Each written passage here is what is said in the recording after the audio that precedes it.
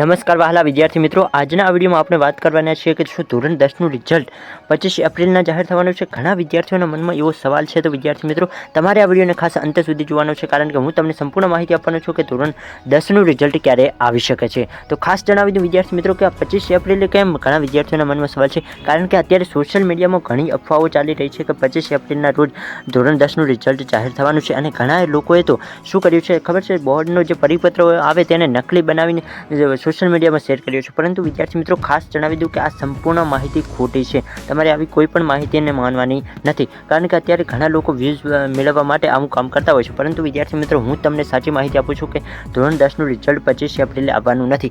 હજી તમારે ધોરણ 10ના રિઝલ્ટને આવવાની ઘણો વાર છે, કારણ કે અત્યારે ઘણા વિદ્યાર્થીઓ ગભરાઈ જતા હોય કે અચાનક શું 25 એપ્રિલે રિઝલ્ટ આવી જશે. તો વિદ્યાર્થી મિત્રો, ખાસ જણાવી દઉં કે 25 એપ્રિલે રિઝલ્ટ આવવાનું નથી, પરંતુ તમારા મનમાં હવે એ સવાલ હશે કે ક્યારે રિઝલ્ટ આવશે.